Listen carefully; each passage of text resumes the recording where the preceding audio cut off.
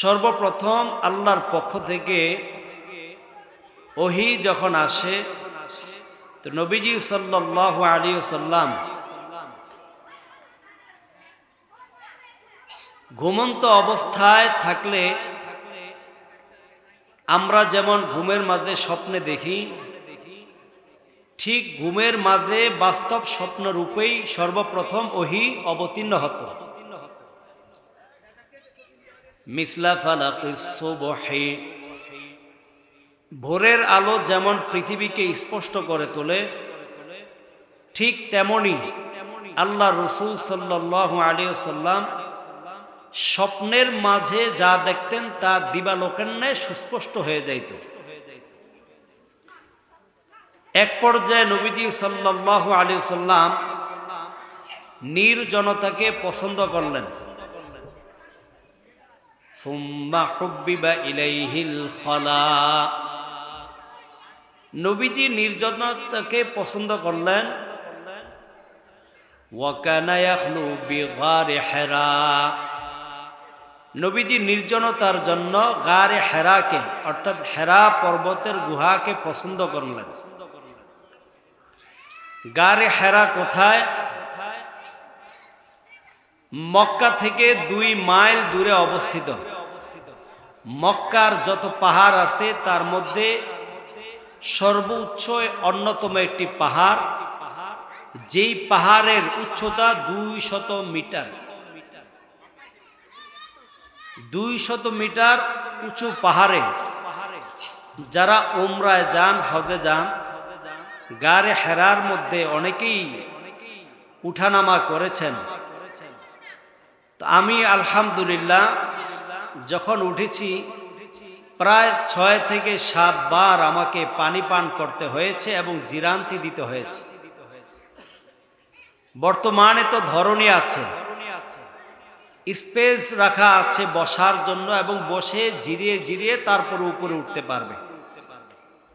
আমাদের নবীজি সাল্লাল্লাহু আলাইহি ওয়াসাল্লাম যখন পাহাড়ে উঠতেন তখন তো এই ধরনী ছিল না এবং জিরান্তি দিয়ে পানি পান করার মতো পরিবেশ ছিল না। তো নবীজি কত কষ্ট করে গারে হেরার মধ্যে উঠতেন। তো খায়ের গারে হেরা নির্বাচন করার পরে আল্লাহ রাসূল সাল্লাল্লাহু আলাইহি ওয়াসাল্লাম সেখানে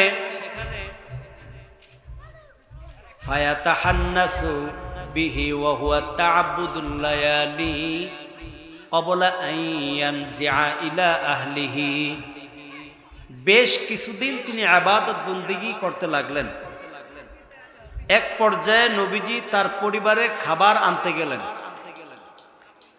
আম্মাজান খাদিজার কাছে খাবার আনতে গিয়ে খাবার আনার পরে দ্বিতীয়বার যখন গারে হেরায় অবস্থান করতে লাগলেন, হাদিসের মধ্যে উল্লেখ হয় হাত্তা জাআহুল হাক্কু ওয়া হুয়া ফি গারে হেরা, নবীজির কাছে সত্যের বাণী আগমন করলো, সত্যের বাণী এসে পৌঁছলো যখন নবীজি গারে হেরার মধ্যে অবস্থান করতেছিলেন। ফাজাআহুল মালাকু, ফেরেশতা জিব্রাইল তার কাছে সত্যের বাণী নিয়ে আসলেন। ফেরেশতা জিব্রাইলকে সকল ফেরেশতার মধ্যে 4 জন ফেরেশতা বড় ফেরেশতা, বলেন কয়জন ফেরেশতা বড়? 4 জন। একজন হযরতে জিব্রাইল আলাইহিস সালাতু ওয়াস সালাম, দ্বিতীয় জন হযরতে মিকাইল আলাইহিস সালাতু ওয়াস সালাম, তৃতীয় জন হযরতে ইসরাফিল, চতুর্থ হযরতে আজরাইল। হযরতে জিব্রাইল ফেরেশতার একটু পরিচয় দেই। জিব্রাইল ফেরেশতা আসমান থেকে জমিনে নামতেন, তার 600 ডানার মধ্যে মাত্র 1টি ডানা ব্যবহার করে।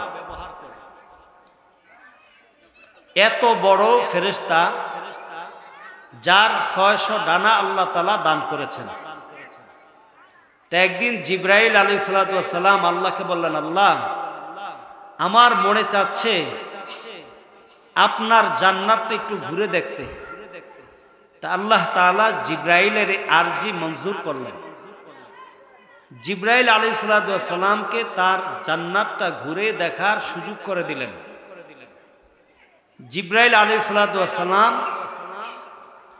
জান্নাত ঘুরতে গিয়ে এক পর্যায়ে তার দ্বিতীয় ডানা, তৃতীয় ডানা, চতুর্থ ডানা পর্যায়ক্রমে 100, 200, 300, 400, 500, 600 ডানার শক্তি শেষ করে ফেললেন। 600 ডানার শক্তি শেষ হয়ে যাওয়ার পর হযরত জিব্রাইল পড়ে গেলেন। হুশ ফিরে আসার পরে আল্লাহকে বললেন, আল্লাহ, আমি আপনার জান্নাতের কতটুক পরিদর্শন করলাম, কতটুক আমি ঘুরলাম। তা আল্লাহ তাআলা বলেন, জিব্রাইল, তোমার 600 ডানার শক্তি শেষ করে তুমি আমার জান্নাতের একটা কোণার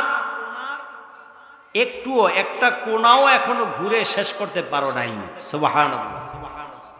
তাহলে আল্লাহ তাআলা যারা পরিমাণ ঈমানদারকে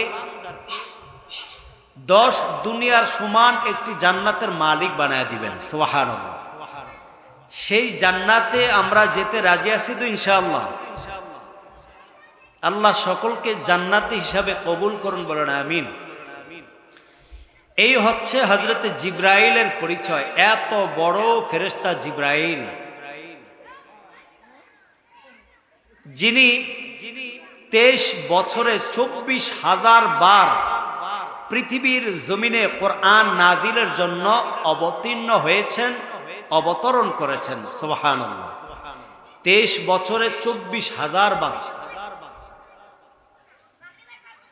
হযরত মিকাইল আলাইহিস সালাম, যাকে আল্লাহ তাআলা বৃষ্টি এবং মানুষের কাছে নির্ধারিত সময়ে রিজিক পৌঁছানোর কাজে নিয়োজিত করেছেন। তৃতীয় হযরত ইসরাফিল আলাইহিস সালাম, যিনি সিংহায় ফুৎকার দেওয়ার জন্য এখনো অপেক্ষায় আছেন। আল্লাহ তাআলার নির্দেশ পাওয়া মাত্রই তিনি সিংহার মধ্যে ফুৎকার দিবেন। আর হযরতে আজরাইল আলাইহিস সালাম, তার পরিচয় তো আমরা সকলেই জানি। তিনি মালাকুল মাউত, মানুষের প্রাণ হরণ করেন আল্লাহ তাআলার নির্দেশ মোতাবেক। তো 4 ফেরেশতার মধ্যে জিব্রাইল ফেরেশতা কোরআনের কারণে সবচেয়ে দামি ফেরেশতা, যিনি আল্লাহ রসুলের কাছে ওহী নিয়ে অবতীর্ণ হতেন। তো সর্বপ্রথম ওহী কি ছিল? তিনি কোন ওহী নিয়ে অবতীর্ণ হলেন? ফাজাআহুল মালাকু, ফেরেশতা জিব্রাইল আল্লাহ রসুলের কাছে আসলেন। আসার পর বললেন, ক্বালা ইকরা, আপনি পড়েন। আল্লাহ নবী বলেন, কুলতু মা আনা বিকারিন, আমি তো পড়তে জানি না। পড়তে জানি না এই কথা বললে বা পড়তে পারি না বা পড়া শিখি নাই, যদি এই কথাগুলো কোনো মাদ্রাসার স্টুডেন্ট ছাত্র বলে বা স্কুল কলেজ ইউনিভার্সিটি গুলাতেও বলে, তখন শিক্ষক একটু প্রেসার ক্রিয়েট করে যেন পড়াটা সে শিখতে পারে, তাকে চাপ সৃষ্টি করানো হয়। তো আমাদের মাদ্রাসাগুলাতেও আপনার সন্তান পড়া না শিখলে বা পড়তে না চাইলে অথবা তার পড়াটা না হলে ওস্তাদ তার জায়গা থেকে তাকে একটু চাপ প্রয়োগ করেন যেন সে পড়াটা আদায় করে। এই চাপ প্রয়োগ করার ক্ষেত্রে অনেক সময় আপনার উস্তাদগণ আপনার সন্তানকে একটু মৃদু আঘাত করে। মৃদু আঘাত করতে গিয়ে আঘাতটা অনেক সময় অনাকাঙ্ক্ষিতভাবে জোরেও লেগে যায়। যখন গায়ের মধ্যে কোনো বেত্রাঘাতের দাগ দেখা যায়, তো আমাদের কিছু অসচেতন অভিভাবক যারা আছেন, যাদের সাথে অনেক মিডিয়ার কানেক্টিভিটি আছে, তো এদের কারণে ওই মাদ্রাসার মধ্যে হলুদ মিডিয়া, কিছু মিডিয়া আছে যারা হলুদ মিডিয়া নামে সাংবাদিকতার নামে তারা সাংঘাতিকতার পরিচয় দেয়। এই মিডিয়াগুলো এসে মাদ্রাসার পিছনে তারা কারণ খুঁজতে থাকে, আপনাদের মাদ্রাসার মধ্যে এইভাবে শাসন করা হয় ছাত্রদেরকে শাসনের নামে আপনারা এইভাবে তাদেরকে আক্রমণ করে থাকেন। এক পর্যায়ে তারা এটাকে মিডিয়ার মধ্যে ভিন্নভাবে উপস্থাপন করে তোলে যাতে এই মাদ্রাসাটা বন্ধ হয়ে যায়। তো বর্তমানে কিছু হলুদ মিডিয়া যারা আমাদের মাদ্রাসাগুলো বন্ধ করার পিছনে লেগে থাকে, মাদ্রাসার যে কোনো ব্যাপারে পান থেকে চুন খসলেই তারা এসে উপস্থিত হয়, অথচ স্কুল কলেজ ইউনিভার্সিটিগুলোতে এর চেয়ে আরো বেশি আক্রমণ করা হয়, শাসন করা হয়, অথবা অন্যায়ভাবে অনেক অপরাধ সেখানে সংঘটিত হয়, কিন্তু হলুদ মিডিয়াগুলো সেখানে উপস্থিত হয় না। তাদের একটাই অভিযান যে কিভাবে মাদ্রাসার পিছনে লেগে মাদ্রাসাগুলো বন্ধ করানো যায়, এই ব্যাপারে তারা সব সময় লেগে থাকে। খায়ের আল্লাহ তাআলা তাদের সবার এই ধরনের উপস্থাপন করা থেকে, মাদ্রাসাগুলোর পিছনে লেগে থাকা থেকে আল্লাহ হেফাজত করুন, বলেন আমিন। তা হযরতে জিবরাইল আমিন আল্লাহ রসুল যখন বললেন, কুলতু মা আনা বিকারিন, আমি তো পড়তে পারি না। নবীজি বলেন, ফাআখাযানি ফাগাত্তানি হাত্তা বালাগা মিন্নিল জাহদা। আমি যখন বললাম আমি পড়তে পারি না, পড়তে জানি না, হযরতে জিবরাইল আমাকে তার বুকের সাথে এমন ভাবে চাপ দিলেন, হাত্তা বালাগা মিন্নিল জাহদা। নবী নিজেই বলেন কেমন জানি আমার প্রাণবায়ু বের হওয়া যার উপক্রম হলো। সুম্মা আরসালানি, আমাকে ছেড়ে দিয়ে বললেন, ইকরা, আপনি পড়েন। আমি আবার বললাম, কুলতু মা আনা বিকারিন, আমি তো পড়তে পারি না, পড়তে জানি না।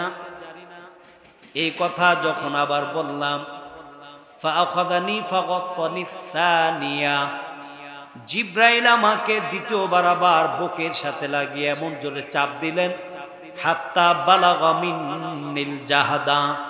এবারও কেমন জানি আমার প্রাণবায়ু বের হয়ে যাওয়ার উপক্রম হলো। সুম্মা আরসালানি, তৃতীয়বার আমাকে আবার ছেড়ে দিলেন, দ্বিতীয়বার আমাকে ছেড়ে দিলেন। ছেড়ে দেওয়ার পর আবার বললেন, ইকরা, আপনি পড়েন। কুলতু মা আনা বিকারিন, আমি পড়লাম আমি তো পড়তে জানি না। ফাআখাযানি ফাগাত্তানি সালিসাতা, এবার জিবরাইল আমাকে তৃতীয়বার আবার বুকের সাথে লাগিয়ে চাপ দিলেন। ফাআখাযানি ফাগাত্তানি সালিসা হাত্তা বালাগা মিন্নিল জাহাদা। তৃতীয়বারও কেমন জানি মনে হলো আমার প্রাণবায়ু বের হয়ে যাওয়ার উপক্রম হলো। সুম্মা আরসালানি, আমাকে ছেড়ে দিয়ে বললেন, ইকরা বিসমি রাব্বিকাল্লাযী খালাক, খালাকাল ইনসানা মিন আলাক, ইকরা ওয়া রাব্বুকাল আকরাম। আল্লাহু আকবার। আমাকে এই তিনটি আয়াত পড়তে বললেন।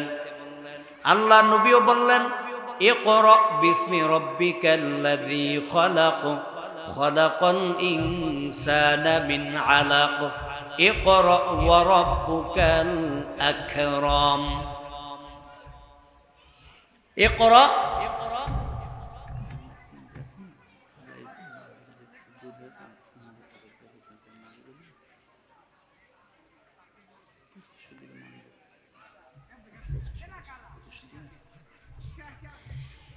ইকরা বিসমি রাব্বিকাল্লাযী খালাক।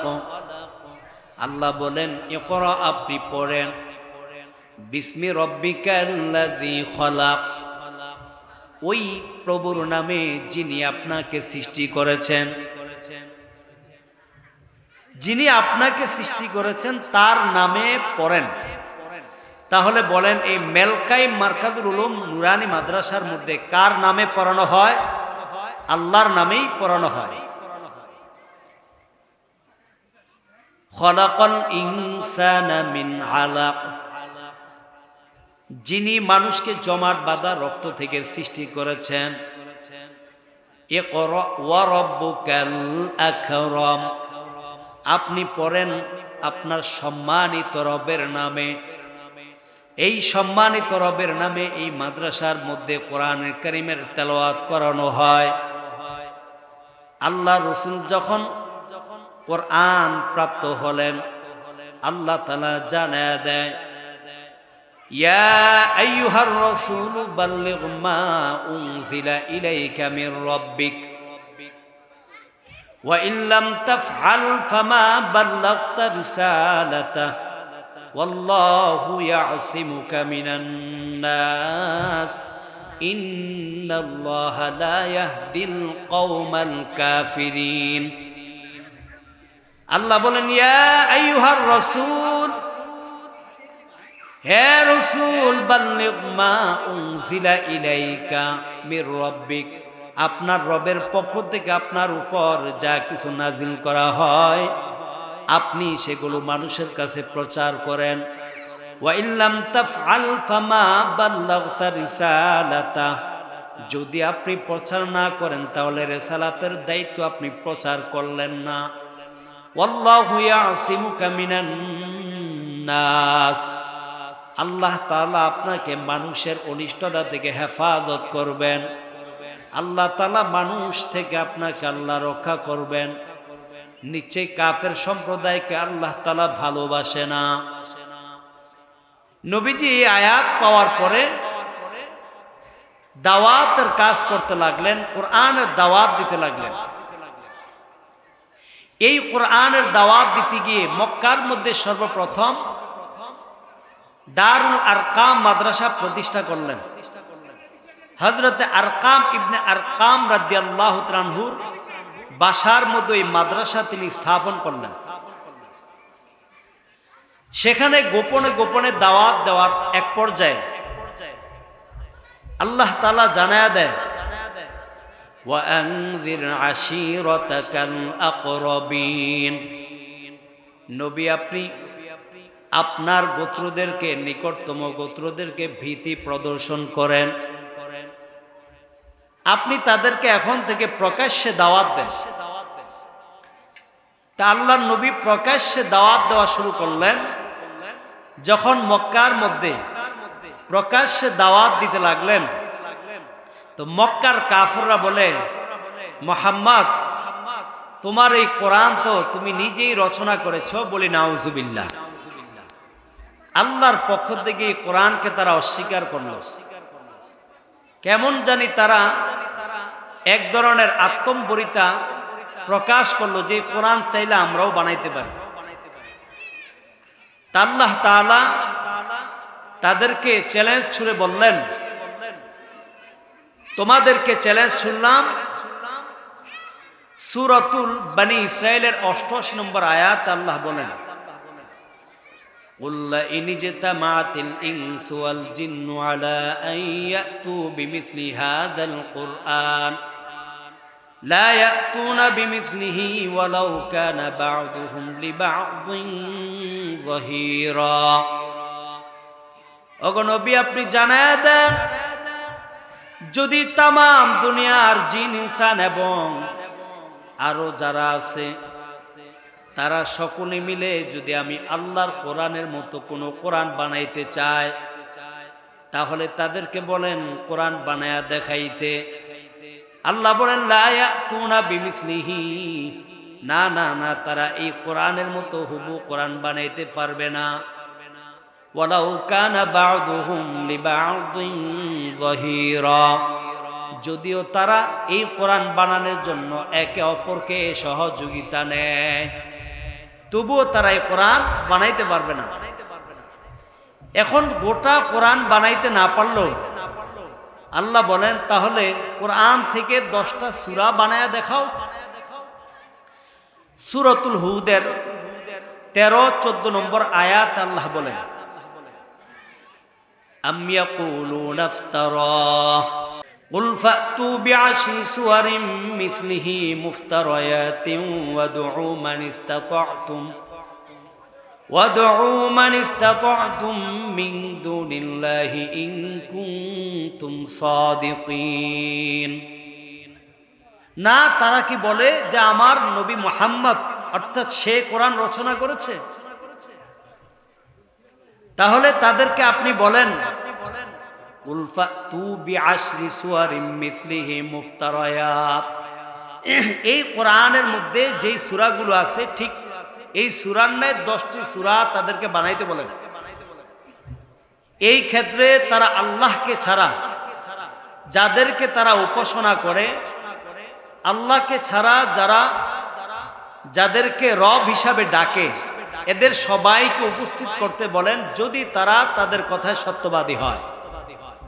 এদেরকে বলেন যে আমার কোরআন থেকে 10টি সূরা বানায়া দেখাইতে। এই 10টি সূরা তারা বানায়া দেখাইতে পারে নাই, কিয়ামত পর্যন্ত পারবে না। আল্লাহ তাআলা বলেন যেহেতু 10টি সূরা তোমরা বানাইতে পারো নাই, তাহলে কোরআন থেকে একটি সূরা বানায়া দেখাও। আল্লাহ চ্যালেঞ্জ ছুড়ে এখন একটি সূরা তাদের কাছে আশা করলেন। দলিল সূরাতুল বাকারার 3 নম্বর পৃষ্ঠার 23 নম্বর আয়াত। আল্লাহ বলেন ওয়া ইন কুনতুম ফি রাইবিম মিম্মা নাযালনা আলা আবদিনা ফাতু বিসূরাতিন মিন মিসলিহি ওয়াদউ শুহাদাআকুম মিন দুনিল্লাহি ইন কুনতুম সাদিকিন।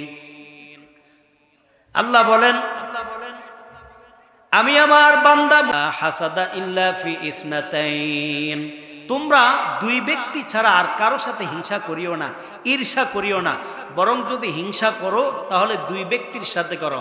1 নম্বর রাজুলুন আতাহুল্লাহু মালান ফাসুল্লিতা আলা হালাকাতি ফিল হক, ওই ব্যক্তি যাকে আল্লাহ তাআলা প্রচুর পরিমাণ সম্পদ দান করেছেন আর সেই সম্পদগুলো আল্লাহর রাস্তায় অকাতরে ব্যয় করতেই থাকে। আপনাদের এই মাদ্রাসার যত প্রয়োজন আছে, আপনারা সম্পদশালী হয়েছেন, আল্লাহর সন্তুষ্টির জন্য এই মাদ্রাসার কল্যাণে আপনারা ব্যয় করতেই থাকেন। এই জন্য অন্যদেরকে বলা হয়েছে যে আব্দুর রহমান সাহেব তিনি দান করতেছেন, তো আব্দুল করিমকে বলছে তুমিও এই আব্দুর রহমানের মতো নেকের পথে, কল্যাণের পথে সে যেমন অর্থগুলো ব্যয় করছে, তুমিও তার প্রতি ঈর্ষান্বিত হয়ে হিংসার মতো তুমিও তার মতো করে আল্লাহর রাস্তায় তোমার সম্পদ থেকে খরচ করতে থাকো। সুবহানাল্লাহ। আমাদের দেশে তো হিংসা করে আল্লাহ তার একটা বাড়ি হয়েছে, আমার একটা 2টা বাড়ির সুযোগ করে দিয়ে, তা আল্লাহ তার 2টা বাড়ির সুযোগ করে দিচ্ছে। এক পর্যায়ে আল্লাহ তার একটা গাড়ি আছে, তা আমার 2টা গাড়ির মালিক বানায় দিও, তা আল্লাহ তার দোয়া কবুল করছে, তার 2টা গাড়ির মালিক বানায় দিচ্ছে। এখন ওই ব্যক্তির সাথে এমনভাবে হিংসা করতেছে, তো এই এক পর্যায়ে ওই লোকটার একটা হলে সে দ্বিগুণ চায়। একদিন ওই ব্যক্তির পা একটা ভেঙে গেছে, যার সাথে হিংসা করে ওই লোকটার পা একটা ভেঙে গেছে, অটোমেটিকলি এই ব্যক্তির 2টা পা ভেঙে গেছে। ওই ব্যক্তির চোখ একটা কানা হয়ে গেছে, অটোমেটিকলি সে যার সাথে হিংসা করত, তো যার সাথে হিংসা করত তার একটা চোখ কানা হয়ে গেছে। এখন যে হিংসা করত তারও এখন কয়টা চোখ কানা হয়ে গেছে? 2টা চোখ। হিংসার পরিণতি দুনিয়ার মধ্যে অনেক কঠিন, পরকালে তো আছেই। এই জন্য হিংসা করা যাবে না। আপনার হিংসা যদি করতে হয়, আল্লাহ রসুল জানায়া দিছে, এ উম্মত তুমি হিংসা করতে চাও, ঈর্ষা করতে চাও, ওই ব্যক্তির সাথে ঈর্ষা করো যে ব্যক্তিকে আল্লাহ প্রচুর পরিমাণ সম্পদ দান করেছেন, আর এই সম্পদগুলো সে আল্লাহর রাস্তায় চাওয়া মাত্র এই মসজিদের জন্য, চাওয়া মাত্র এই মাদ্রাসার কল্যাণের জন্য, লিল্লা বোর্ডিংয়ের জন্য, চাওয়া মাত্র এই সমাজের কোনো কল্যাণের জন্য সে ব্যয় করতে থাকে, অকাতরে অগাধে অর্থাৎ বিনা হিসাবে ব্যয় করতেই থাকে। এই ব্যক্তির সাথে তুমি হিংসা করো, ঈর্ষা করো, বলি সুবহানাল্লাহ। 2 নম্বর বলেন ওয়ারাজুলুন আতাহুল্লাহুল হিকমা, ওই ব্যক্তির সাথে হিংসা করো যে ব্যক্তিকে আল্লাহ তাআলা হিকমত দান করেছেন, ফায়ুকযি বিহা ওয়া ইউআল্লিমুহা, সে ওই হিকমত অনুযায়ী ফয়সালা করে এবং মানুষকে হিকমত শিক্ষা দেয়। হিকমত মানে আল কোরআন।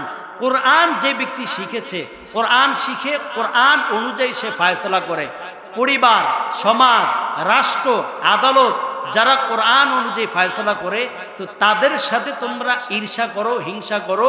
ওয়া ইউআল্লিমুহা, এবং যারা কোরআন কারীমের শিক্ষা দেয়, এই মাদ্রাসার যে ওস্তাদরা আছে কোরআনুল কারীম শিক্ষা দিচ্ছে, কারণ হাদিসের মধ্যে আল্লাহ রাসূল বলেন তলা খায়রুকুম মান তাআল্লামাল কুরআনা ওয়া আল্লামাহু, পৃথিবীর মধ্যে শ্রেষ্ঠ ব্যক্তির সনদ আল্লাহ রাসূল দিয়ে গেছেন। কোন ব্যক্তি? ওই ব্যক্তি যে কোরআনুল কারীম শিক্ষা করে এবং অন্যদেরকে শিক্ষা দেয়। বলি সুবহানাল্লাহ। পৃথিবীর মধ্যে তারাই হচ্ছে শ্রেষ্ঠ।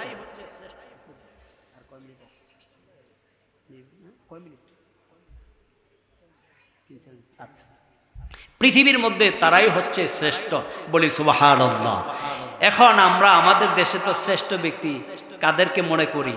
যারা বেনামাজি, যারা ইসলাম সম্পর্কে জানে না, আল্লাহর সাথে যাদের সম্পর্ক নাই, যাদের কোরআনের সাথে সম্পর্ক নাই, এরা কিছু ডিগ্রি অর্জন করে, ভালো অফিসার হয়ে আসে, গাড়ি বাড়ির মালিক হয়ে আসে, সরকার থেকে প্রাপ্ত হয়, এদেরকে আমরা আজকে মনে করি তারা মনে হয় অনেক বড় সম্মানিত। কিন্তু না না না, আল্লাহ রসুল নিজেই বলে গিয়েছেন সবচেয়ে সম্মানিত ওই ব্যক্তি যে কোরআনুল কারীম, আমি রসুলের উপর আল্লাহর পক্ষ থেকে যে শ্রেষ্ঠ মুআজিজা কোরআন এসেছে, ওই কোরআনুল কারীম যে ব্যক্তি শিক্ষা করে এবং যারা অন্যদেরকে শিক্ষা দান করে, এই দুই ব্যক্তির ব্যাপারে আমার রসুল দরবারে রিসালাত থেকে স্বয়ং ঘোষণা দিয়েছেন তারাই দুনিয়া আখিরাতে সবচেয়ে শ্রেষ্ঠ ব্যক্তি। সুবহানাল্লাহ। এই জন্য আমরা নিয়ত করি আমাদের সন্তানদেরকে, আমাদের নাতিদেরকে আমরা এই দুই গুণে গুণান্বিত করব, কোরআনের শিক্ষায় শিক্ষিত করব, তারাও যেন কোরআন শিক্ষা দিতে পারে সেই পরিবেশ আমরা কায়েম করব ইনশাআল্লাহ। আল্লাহ তাআলা আমাদের সবাইকে ফরজে আইন, ফরজে কিফায়া এবং আলেম হওয়ার, আলেমের ছাত্র হওয়ার বা আলেমের শ্রোতা হওয়ার অথবা আলেমকে মহাব্বত করার তৌফিক দান করুন। এই মাদ্রাসা মেলকাই মারকাতুল উলুম নুরানি মাদ্রাসার যত হাজত রয়েছে আল্লাহ তাআলা এলাকাবাসীর প্রতি সেই রহম নাজিল করুন, যেন এলাকাবাসী তার এই মাদ্রাসাকে নিজেদের মতো মনে করে নবীর এই মাদ্রাসাকে নিজেদের ঘরের চেয়ে, বাড়ির চেয়েও যেন তারা এটাকে বিল্ডিং আকারে, বড় আকারে তৈরি করতে সর্বদা সহযোগিতা করতে পারে। আল্লাহ তৌফিক দান করুন। আমিন। ওয়া আখিরু দাওয়ানা।